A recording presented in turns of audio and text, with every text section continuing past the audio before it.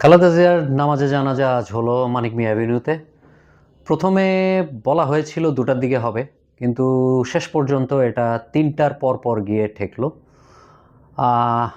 খালেদা জিয়ার নামাজে জানাজাতে একটা কনফিউশন হয়েছিল। মানিক মিয়া অ্যাভিনিউ থেকে মিরপুর যেই রোডটা, ওইখানে লোকজন আগেই জানাজা মনে করে দাঁড়িয়ে গিয়েছিল। কিছুক্ষণ পর দু একজন তো হাঁটাই দিয়েছিল, জানাজা শেষ, সালাম টালাম ফিরাইলো। ওই জায়গাটায় আমি অবস্থান করছিলাম বলেই আমি এই গল্পটা বলতে পারছি। ফিরিয়ে টিরে বেশ কিছু লোক রওনা দেওয়ার শুরু করেছিল, তখন লোকজন থামালো যে না, এটা জানাজা নয়। তারপর আমরা বুঝতে পারলাম, প্রধান উপদেষ্টা তার কিছু কথাবার্তা বললেন, তারেক রহমান সাহেব এসে একেবারে একজন সন্তান যেই কথাটা তার বাবা মার জন্য বলবে, অর্থাৎ সালাম দিলেন, বললেন যে কারো মনে আঘাত দিয়ে থাকলে সেই জন্য তিনি ক্ষমাপ্রার্থী তার মায়ের তরফ থেকে, এবং তার মায়ের কাছে যদি কেউ কোনো ধরনের টাকা পয়সা পেয়ে থাকেন সেটা যেন তার কাছে এসে জানানো হয়, তিনি তার সাধ্য মতন পরিশোধ করার চেষ্টা করবেন। ঠিক ইসলামের বিধি মেনে যেই জিনিসটা একজন সন্তানের করার কথা, তারেক রহমান সাহেব সেই কাজটাই করলেন। তারপরে জানাজা হলো এবং অসংখ্য মানুষের ঢল।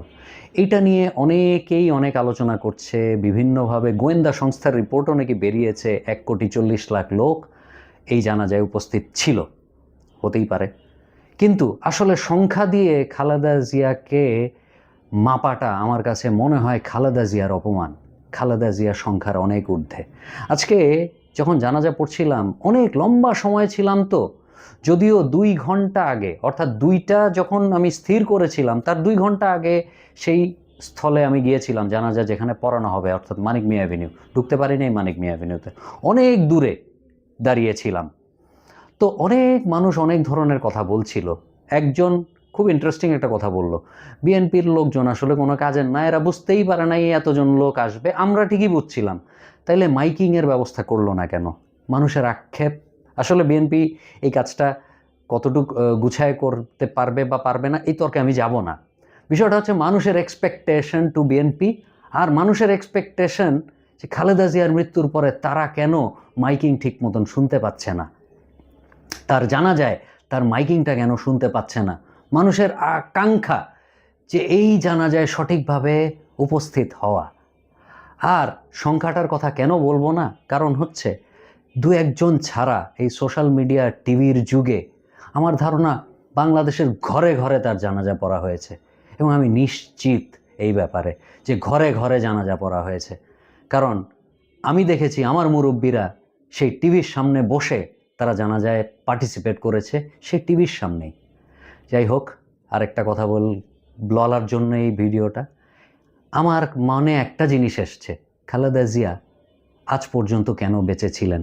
তার উপরে যেই অত্যাচার, এটা তো এখন সুনির্দিষ্ট প্রমাণ সহ প্রমাণিত, তাকে বিষক্রিয়া করা হয়েছিল, সেই ফ্যাসিস্ট গভর্নমেন্ট তাকে মেরে ফেলতে চেয়েছিল। আল্লাহ তাইলে তাকে এই পর্যন্ত বাঁচায় রাখলো কেন? 5ই অগাস্টের পরে তার কি হয়েছে? তার সমস্ত মামলা মোকদ্দমা চলে গেছে। তার কারণ ওগুলো মিথ্যা ছিল, এগুলো প্রমাণিত, এগুলো মিথ্যা মামলা, একেবারে অহেতুক প্রতিহিংসার রাজনীতির কারণে তার বিরুদ্ধে মামলা। দ্বিতীয় জিনিস হচ্ছে, তাকে বাংলাদেশে ভিভিআইপি মর্যাদা দেওয়া হয়েছে। আর তৃতীয় জিনিস, তিনি হিংসা যে তার ভিতরে নাই, এটা মানুষের ভিতরে স্ট্যাবলিশড করে গিয়েছেন। মৃত্যুর আগ পর্যন্ত তিনি হিংসার রাজনীতি করেন নাই, কারণ 5ই অগাস্টের পরে তিনি যে কোনো কিছুই করতে পারতেন, কিন্তু তিনি প্রমাণ করে দিয়েছেন যে তিনি হিংসার রাজনীতিতে ছিলেন না। আজকে জানাজার সময় কেউ একজন বলছিল, আমি শিওর না সে কে, খালেদা জিয়া নাকি ফুল খুব পছন্দ করতেন। তিনি ফুলের মতোই একজন মানুষ, এবং আল্লাহ প্রবাবলি তাকে গতকাল পর্যন্ত বাঁচিয়ে রেখেছিল তাকে সম্মানিত করার জন্যই। আল্লাহ যাকে আসলেই সম্মান দেন তাকে সম্মান দেন, যার কাছ থেকে ছিনিয়ে নেন তার কাছ থেকে ছিনিয়ে নেন। আসসালামু আলাইকুম।